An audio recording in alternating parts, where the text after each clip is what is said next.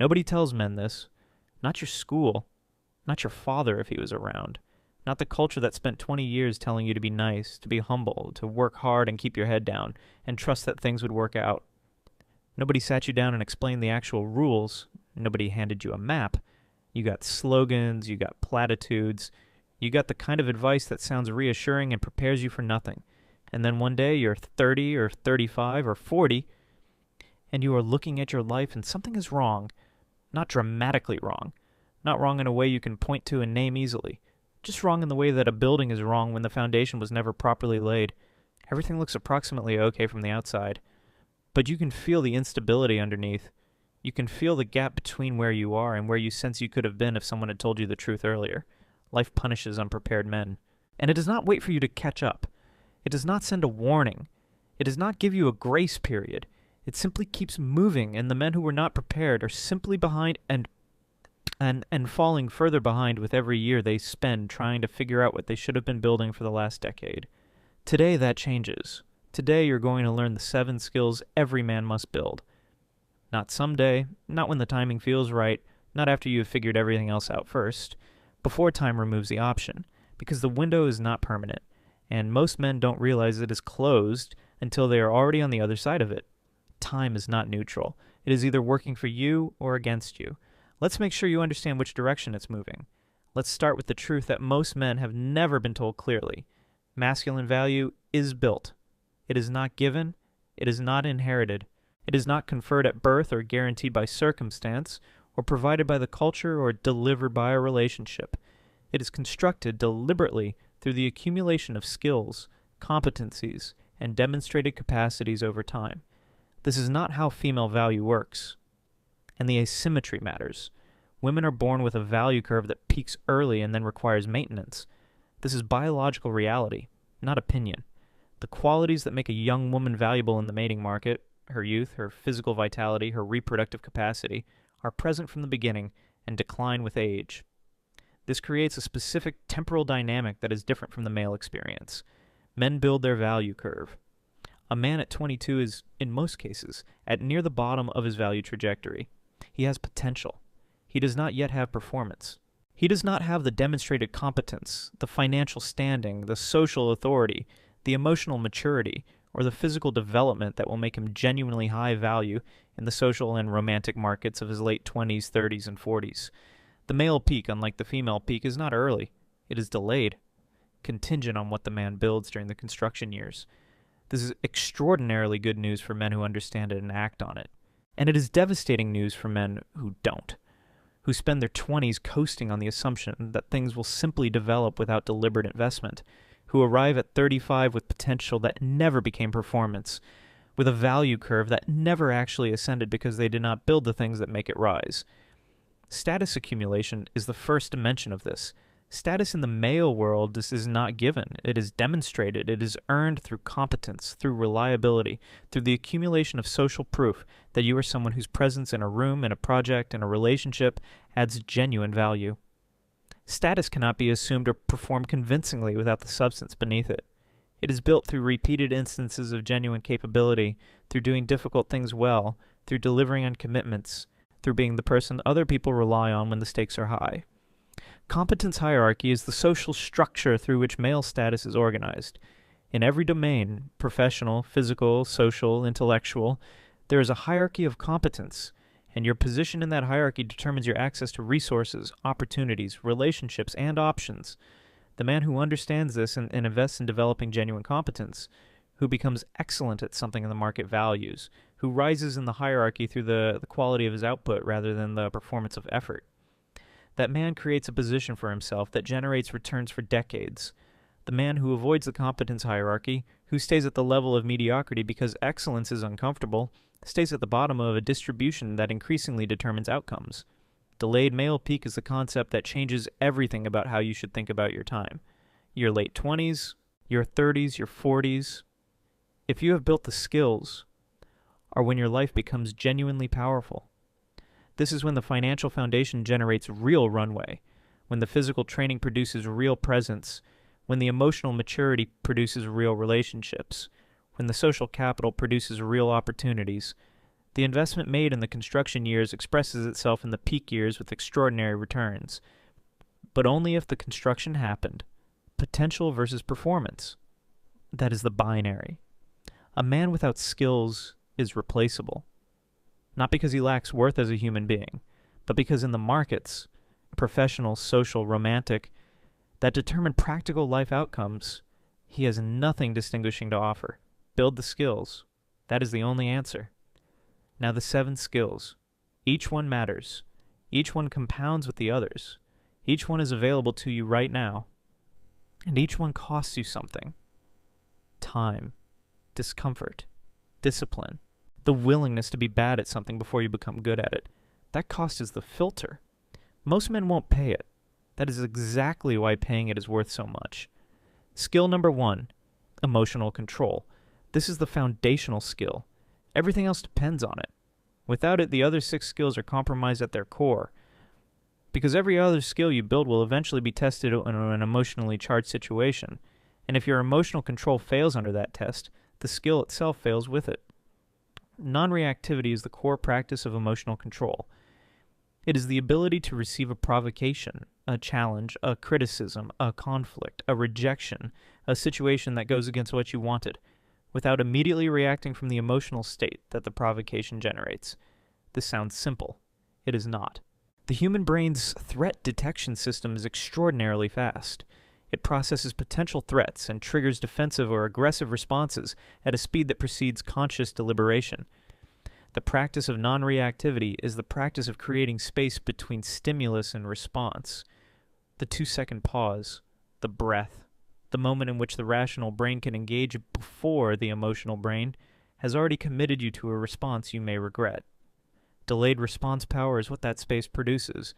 The man who waits before responding, who does not need to fill every silence with an immediate reaction, who can absorb a challenge and let it land without immediately deflecting or escalating, that man projects extraordinary composure. In conversations and negotiations and conflicts, in the social environments that determine status. The ability to take time and respond deliberately rather than reacting immediately is read as strength. Because it is strength. It is the strength of a man who is not driven by his emotional state, who processes rather than reacts, who chooses his responses rather than having them chosen for him. Frame stability is the advanced expression of emotional control. Your frame is your psychological context, the set of assumptions and interpretations through which you process reality. A stable frame does not collapse under pressure. When someone challenges your position, your frame does not automatically accommodate their challenge. When a situation becomes difficult, your frame does not immediately interpret that as evidence of failure. When someone attempts to destabilize your certainty through emotional pressure or social manipulation, your frame holds. This does not mean you are closed to new information. It means that the quality of the information, not the emotional intensity of its delivery, determines whether you update your position. Without emotional control, the costs are specific and predictable. You lose arguments. Not because your position is wrong, but because your emotional escalation makes you easy to dismiss and difficult to take seriously. You lose leverage in negotiations and relationships and professional contexts. Because the reactive man is always at a disadvantage against the composed man, you lose attraction. Because the quality that women most consistently identify as attractive in men is groundedness, the sense that this person will not be destabilized by difficulty, that his presence creates stability rather than amplifying chaos. Here is the rule. Control your reactions, or someone else will control you. This is not metaphor. In every high-stakes interaction, the person with the most emotional composure is the person who has the most situational control. The reactive man is being piloted by his emotions. And the composed man, who understands this, can navigate the situation accordingly. Build this skill first. Everything else depends on it. How do you build it? Through deliberate practice and moments of friction, through the habit of pausing before responding to charged messages, through meditation or any practice that trains awareness of your own emotional states, through consistently doing the hard thing when the emotional state is telling you to do the comfortable thing, and through these repeated accumulating evidence that you can handle difficulty without being handled by it. Skill number 2, financial competence. Money is not about luxury. Hear that clearly. Money is not about the car, the watch, the apartment with the view, the lifestyle that signals success to an external audience. Money is about autonomy. It is about the practical, a day-to-day capacity to make choices based on what you want and what serves your actual life, rather than what the constraints of your financial situation force you to accept. The man without financial competence is not simply poor. He is constrained.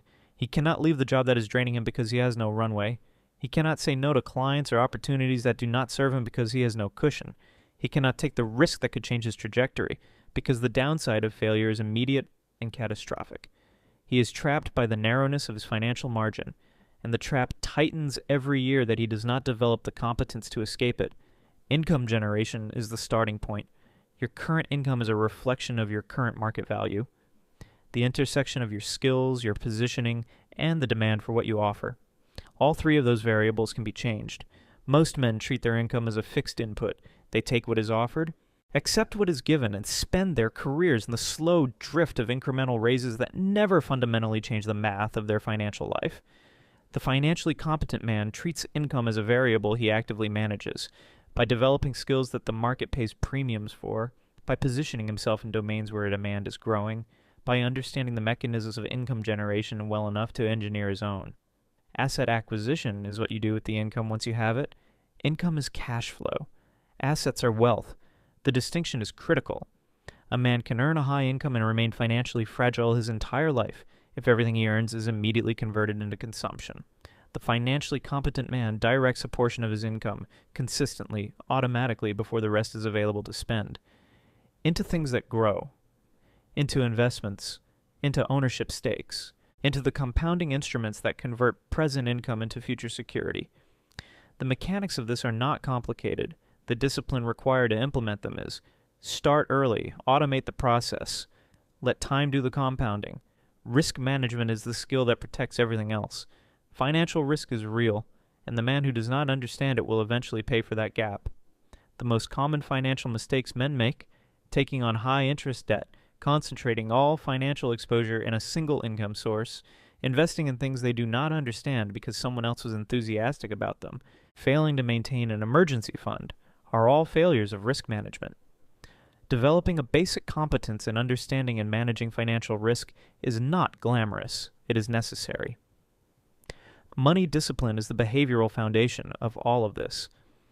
The most sophisticated financial strategy in the world is worthless if you cannot implement it consistently, and implementation requires the ability to defer present gratification in service of future position. The discipline of spending less than you earn, of not inflating your lifestyle every time your income increases, of maintaining a long-term orientation in a culture that constantly markets the immediate, earn and spend versus build and multiply. That is the binary. Every financial decision you make is an expression of one of those two orientations. Choose to build, start now, and do not stop. Skill number 3, physical discipline. Your body broadcasts your habits. This is one of the truest and most direct statements about the relationship between physical practice and social perception that I can offer you.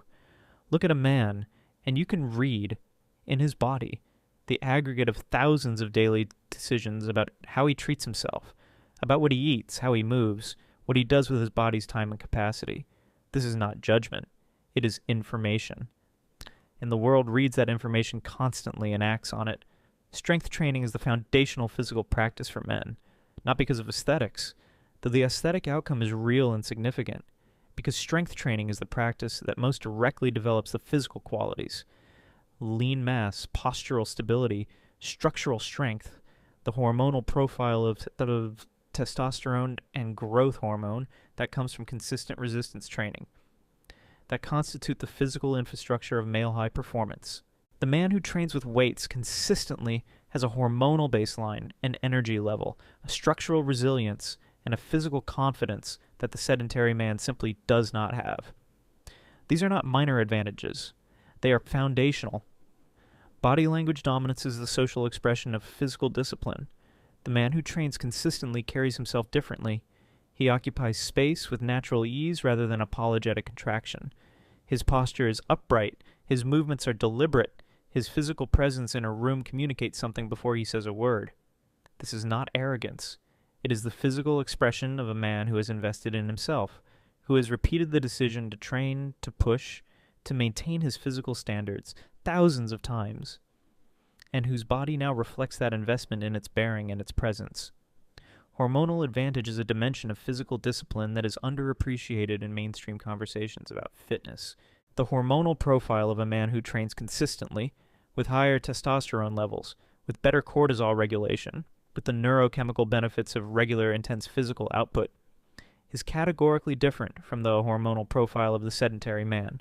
This difference shows up in drive, in mental clarity, in emotional stability, in libido, in the felt quality of daily life. The man who is physically disciplined is running his system at a higher biological level. This is not a small thing. The biology is the hardware. Everything else runs on it. Visual authority is the social capital dimension of physical development. In a visual culture, and we live in an aggressively visual culture, physical presence matters. The physically developed, well-maintained man is perceived differently in professional contexts, in social contexts, in romantic contexts. He is perceived as more disciplined, more capable, more reliable. These perceptions are not always fair, but they are real, and they have real effects on outcomes. Your presence weakens without physical investment. Build the body, not for vanity, as a signal of the habits that govern everything else. Without physical discipline, the compounding works in reverse. The sedentary years accumulate into structural problems, in the body, in the hormonal profile, in the posture and presence, that become increasingly difficult and expensive to address the longer they are allowed to develop. Start training. Train consistently. Make it non-negotiable. Your body is the vehicle for every other ambition you have. Maintain it accordingly. Skill number 4, communication mastery. Every other skill you build will eventually need to be communicated. Your financial competence, your emotional control, your physical presence, your strategic thinking. All of these qualities become dramatically more or less effective, depending on how well you can communicate them in the things they produce. Communication is the multiplier. It is the skill that compounds every other skill you have. Persuasion is the capacity to move people, to shift their thinking, to influence their decisions, to build the kind of agreement and buy-in that produces outcomes you want. And persuasion is not manipulation. The persuasive man is not deceiving people. He is presenting his ideas, his proposals, his positions with enough clarity, enough evidence, enough understanding of the other person's perspective and concerns, that the other person finds the position genuinely compelling. This requires understanding how people process information, how they make decisions, what their actual objections are rather than the objections they state. It requires the ability to listen well enough to address what is actually there, rather than what you assume would be there. Clear boundaries in communication are the behavioral expression of self-respect. The man who cannot communicate his limits clearly, who says yes when he means no, who accepts treatment he finds unacceptable rather than articulating that he finds it unacceptable, who allows his standards to be negotiated downward because the discomfort of holding them feels worse than the cost of compromising them. That man teaches every person he interacts with that his stated positions are not real positions, that his boundaries are performative, that pressure works. This is an expensive reputation to have. Social calibration is the ability to read the room and adjust your communication accordingly. The same message delivered in the same way will land completely differently in different contexts with different people in different states of emotional readiness. The socially calibrated man reads these variables and adjusts, not by changing what he actually thinks or believes, but by changing how he expresses it in ways that the specific context and specific person can receive. This is not inauthenticity. It is intelligence. The brilliant idea communicated with no awareness of how it will land produces no change. The same idea communicated with social calibration produces an agreement and action. Strategic silence is perhaps the most underused communication tool available to men. The reflex to fill silence, to respond immediately, to elaborate when you have already made your point, to explain when the explanation is unnecessary, is a reflex that weakens communication. Silence used deliberately creates space for the other person to fill. It communicates confidence, the composure of a man who does not need to use volume or a volume of words to make his point heard. In negotiations, strategic silence is leverage. In conversations, it is presence. In conflict, it is composure. Learn to sit in silence without the anxiety of needing to resolve it, talking to impress versus speaking to influence. That is the binary. The man who talks to impress needs the audience's positive reaction to feel successful. The man who speaks to influence is measuring success by whether the communication produced the intended outcome. Words create leverage. Use them precisely. Skill number 5, strategic thinking. Most men live reactively. Something happens and they respond. A problem appears and they address it. An opportunity presents itself and they evaluate it. They are dealing with life as it arrives rather than designing the life they want to be living and then working backward from that design to the actions that produce it. And this is the difference between strategy and reaction. And the difference in outcomes over a decade is not small. Long-term planning is the practice of building and maintaining a clear picture of where you want to be, financially, professionally, relationally, physically, at a specific future point in time, and then working backward from that picture to the present to identify the concrete steps that need to be taken now. Most men have a vague sense of wanting things to be better in the future. That is not a plan. A plan has specificity, a target, a timeline, and identified actions. It has mechanisms for tracking progress and adjusting when circumstances change. It is not static, but it exists. And its existence changes the quality of every decision you make in the present, because every decision can now be evaluated against a clear criterion. Does this serve the direction I have chosen? Risk analysis is the strategic skill that protects your long-term plan from the variables you cannot control. Every plan exists in an environment of uncertainty. Things will not go exactly as anticipated. The question is whether the downside scenarios, the ways in which the plan could fail, have been considered and prepared for, or whether they are allowed to appear as surprises. The man who has thought through his risks in advance has responses prepared. The man who has not thought through them improvises under pressure. One of those positions is dramatically better than the other. Decision delay is a counterintuitive strategic principle that most men underuse. The reflex is to resolve ambiguity quickly, to make the decision, to commit, to move. And in many tactical contexts, speed of decision is genuinely valuable. But in strategic contexts, decisions that will shape the trajectory of your life, your career, your relationships, the decision that is made quickly is often the decision made with incomplete information. The capacity to hold a decision in suspension while you gather more data, while you observe more carefully, while the situation develops more clearly, and to resist the social pressure that often exists to decide before you are ready, is a genuine strategic advantage. Without strategy, you react to life instead of designing it. That is the statement. The reactive man is being shaped by his environment.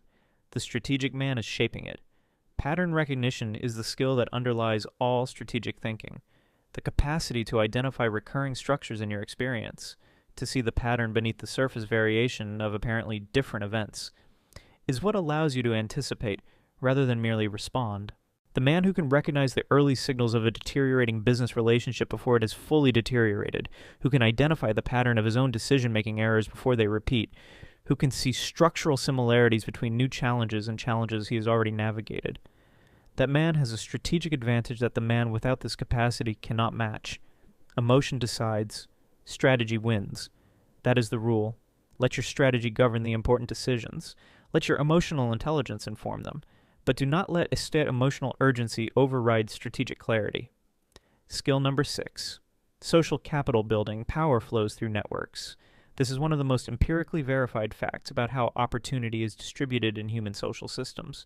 The professional opportunities that change careers, the relationships that produce partnerships, the information that creates advantage. Almost none of it is distributed uniformly across the population.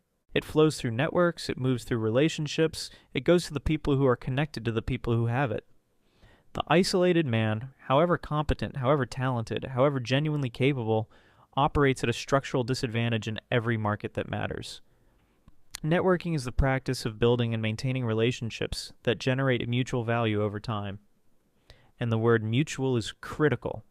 The most common mistake men make with networking is approaching it transactionally, seeking to extract value from relationships without investing in them. This produces a very short-term return and a very long-term cost, because the people who have the most to offer can sense when they are being approached instrumentally. The genuine networker approaches relationships with the question, what can I offer this person? He invests in relationships before the return is evident. He shows up, delivers value, maintains connection, and the returns come often unpredictably from directions he did not anticipate. Brotherhood is the dimension of social capital that is most specifically male and most consistently underinvested in.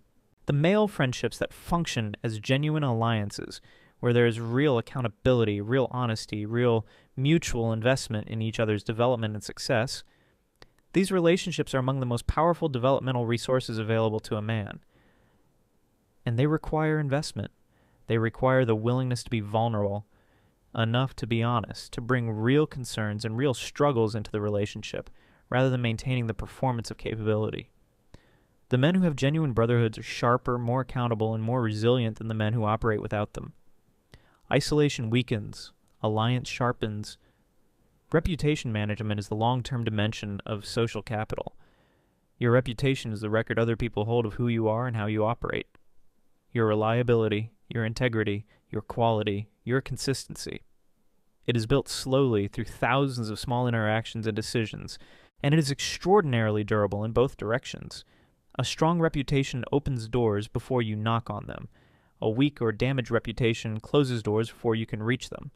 The man who invests in his reputation, who delivers on his commitments, who tells the truth even when it is costly, who is consistent between what he says and what he does, is building an asset that compounds over decades in ways that most forms of capital cannot match. Alliances are the strategic dimension of social capital.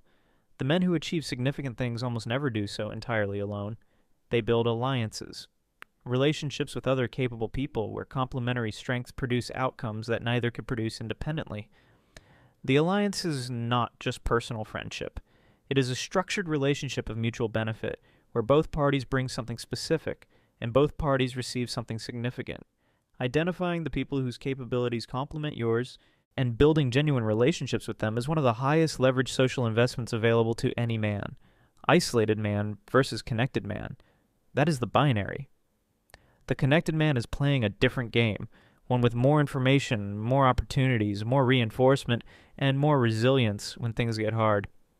Skill number 7, self-leadership. This is the last skill on the list. It is also the first one that makes all the others possible. Because everything else, and the emotional control, the financial competence, the physical discipline, the communication mastery, the strategic thinking, the social capital, all of it requires a man who can lead himself, who can direct his own behavior toward his own chosen outcomes consistently, without the constant need for external pressure to maintain the direction. Self-discipline is the executable dimension of self-leadership. It is the capacity to do what you have decided to do, regardless of how you feel at the moment of execution. This is the skill that the culture most systematically fails to develop in men. The culture rewards performance, rewards results, rewards outcomes, but rarely teaches the mechanism of consistent self-direction that produces them. Self-discipline is not the absence of desire for comfort or ease. It is the subordination of that desire to a longer-term intention. The man who trains when he doesn't want to, who works when he doesn't feel inspired, who maintains his standards when no one is watching, that man is practicing self-discipline. And every repetition of that practice makes it more available for the next. Habit architecture is the structural science of self-discipline. The most common mistake men make in trying to change their behavior is relying on willpower, and the repeated daily decision to do stick to the hard thing.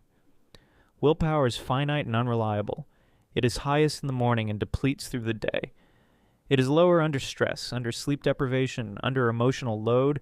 It is not a sustainable foundation for the kind of consistent behavior change that produces genuine transformation. Habit architecture replaces the willpower decision with an automatic response. By building environmental cues, by stacking new behaviors onto existing ones, by reducing the friction of desired behaviors and increasing the friction of undesired ones. When your training is automatic, when your investment's automated, when your morning routine runs without requiring a decision, you have converted self-discipline from a daily act of willpower into a structural feature of your life. Routine design is how you implement habit architecture at the level of your daily life. The man who has a deliberately designed daily structure, who has engineered his mornings, his work blocks, his physical practice, his recovery, his relational investment into a coherent routine that reflects his actual priorities, is producing a fundamentally different daily experience than the man who encounters each day as an unstructured space. The routine is not rigidity. It is the scaffolding that makes freedom possible. The man with no routine spends energy every day deciding how to spend his time. The man with a strong routine has already decided and spends that energy on execution. Identity controls the deepest dimension of self-leadership. Your behavior over time is the expression of your identity, of who you believe yourself to be. The man who believes he is the kind of person who trains behaves differently in the moments of temptation than the man who is trying to become the kind of person who trains. The first man is defending an existing identity. The second is fighting his existing identity. Identity level change is slower and harder than behavioral change, but it is also more durable. When you begin to genuinely identify as a disciplined man, as a financially competent man, as a man who leads himself, the behaviors that express those identities become more automatic and more resilient under pressure. If you cannot lead yourself, you cannot lead anything. That is the rule. Start with yourself. Master the internal territory before you attempt to manage the external. Now let's talk about what happens when these 7 skills begin to operate together. Because individually, each skill is powerful. Together they are transformative. Skills do not operate alone. They compound. They interact. They multiply each other's effects in ways that produce outcomes that no single skill could generate independently. This is the compounding principle applied to human capability, and it is one of the most important dynamics to understand if you are serious about building a genuinely high-value life. Emotional control plus financial competence produces the ability to make long-term financial decisions without being derailed by the emotional volatility that most people experience in relation to money. The panic selling during market downturns, the impulsive purchases driven by emotional states, the inability to maintain a disciplined financial strategy under the pressure of social comparison. The emotionally controlled man with financial competence is genuinely formidable. He does not make fear-based decisions. He does not make status-driven decisions. He makes strategic decisions and holds to them. Physical discipline plus communication mastery produces a man whose message is delivered with the full weight of physical presence and composed authority. The man who speaks from a physically developed, well-maintained body with the postural confidence and hormonal groundedness that consistent training produces communicates completely differently from the man who does not. The words are the same. The physical context from which they emerge changes everything about how they land. Strategic thinking plus social capital building produces a man who does not simply network randomly, who identifies the specific relationships that serve his long-term positioning and invests in them with strategic intentionality. He is not trying to be liked by everyone. He is building the specific alliances that support the specific future he has planned. Every social investment is made through the lens of the strategy.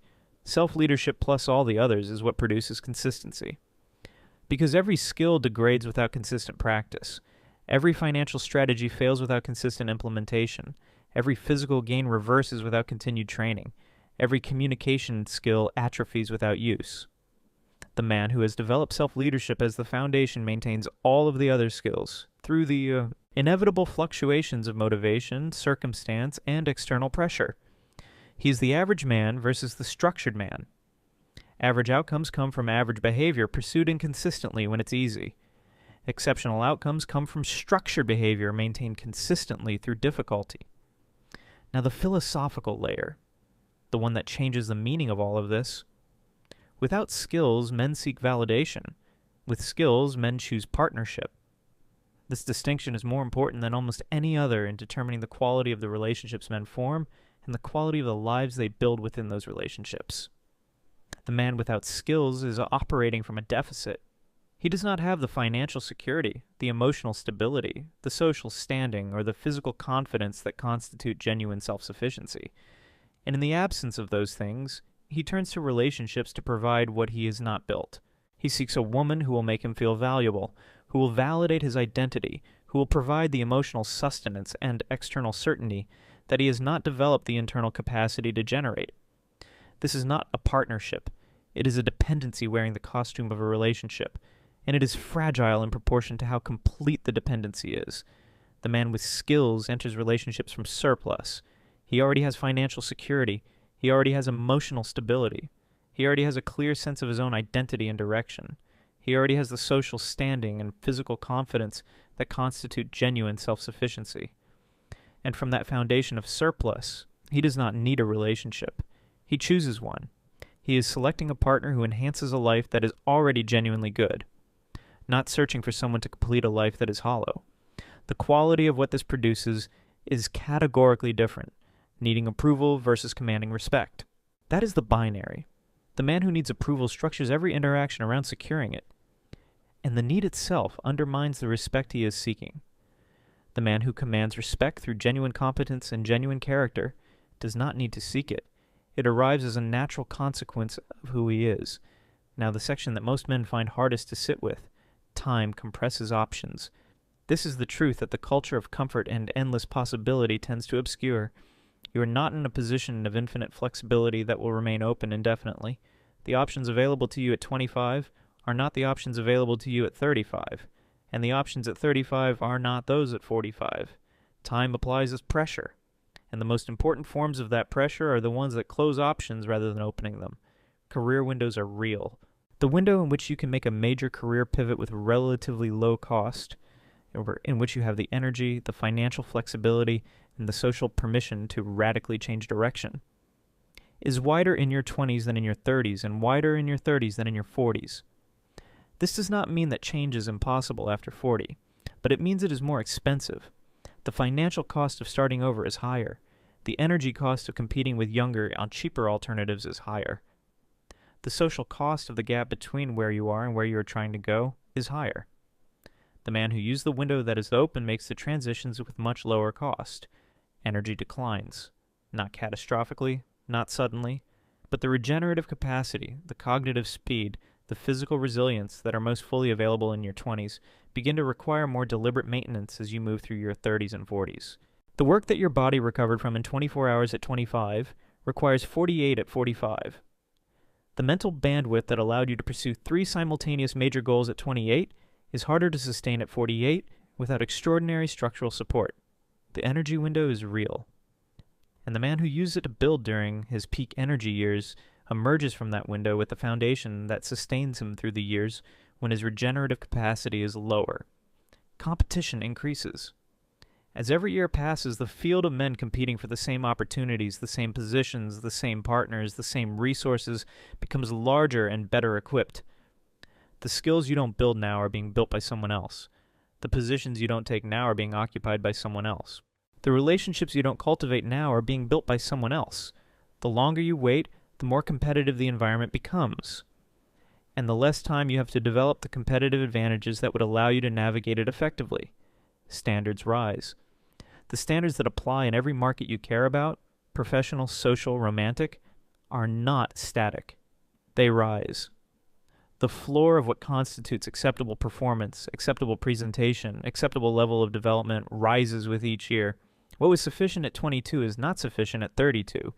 What will be sufficient at 32 is a higher bar than it was. The man who is developing consistently stays above the rising floor. The man who is static finds the floor rising above him. Later is more expensive. This is the statement.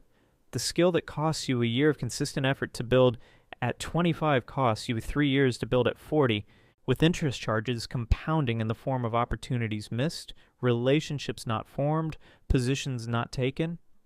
Now the specific environment of 2026.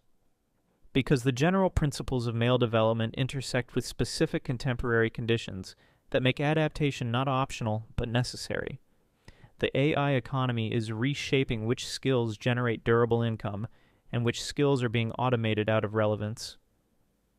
The skills that depend on routine cognitive execution, on following established processes, on applying known rules to known problems, are being absorbed by AI systems at a pace that is accelerating, not decelerating. The skills that are growing in value are the ones that I cannot replicate. Genuine creativity, genuine social intelligence, genuine strategic judgment, genuine leadership, genuine communication. The man who is investing in the skills that AI is replacing is investing in a depreciating asset. The man who is developing the skills that AI amplifies, who becomes more valuable because he uses AI tools effectively rather than less valuable, because AI has replaced his function. That man is positioned for an economy that is already arriving. Dating market volatility is a specific challenge of this moment. The combination of dating app dynamics, social media comparison culture, and shifting social norms around relationships has created an environment that is more complex and more demanding than any previous generation of men has navigated. The man who enters this environment without developed skills, without emotional control, without physical development, without financial foundation, without clear identity and communication competence, is entering a high difficulty environment with low capability equipment. The skilled man navigates the same environment from a position of genuine selection power. He is not trying to succeed in a market that is indifferent to him. He is operating with the qualities that make the market respond favorably. Social comparison pressure has never been more intense.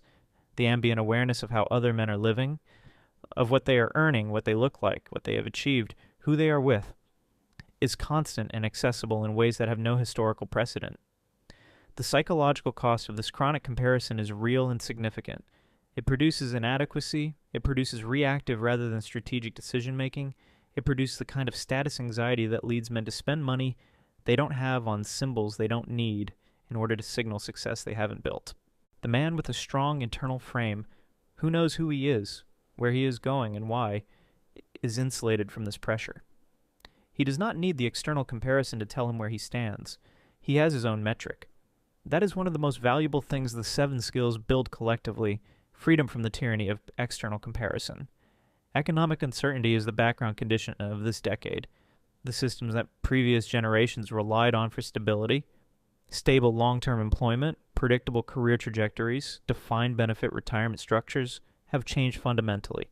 The man who expects the old systems to provide the security they provided for his grandfather is making a dangerous assumption. The man who has built his own financial competence, his own skill stack, his own reputation and social capital. That man has created a personal economic infrastructure that does not depend on any single employer, any single industry, or any single economic system remaining stable. Adapt or decline. That is the rule. The environment will change. The question is whether you're developing the flexibility and capability to navigate the change, or whether you're hoping it will not arrive before you're ready. Here's the ending. The part that matters most. You have 2 options. You can drift and hope, can move through your days without a structured development plan, without deliberate skill investment, without the kind of intentional construction that the life you actually want requires. You can keep waiting for external circumstances to create the internal resources you have not built. You can keep hoping that time will somehow resolve the gap between who you are and who you need to be without you doing the specific work that closes it. Or you can build. You can treat the years ahead, however many or few of them remain before the windows begin to narrow significantly. As the construction phase they actually are. You can identify the skills that matter, develop them deliberately, and stack them into the kind of compound capability that produces genuinely different outcomes. Not for external validation, not to perform a version of masculinity for an audience, but because the man you are capable of becoming is genuinely better, more capable, more useful, more fulfilled, more free than the man you are if you don't build. Nobody's coming to prepare you. That is the truth you needed at 18 and probably didn't get. Nobody's going to design your development plan, hold you accountable to it, and deliver the consequences of falling short. That responsibility is entirely yours. It always was.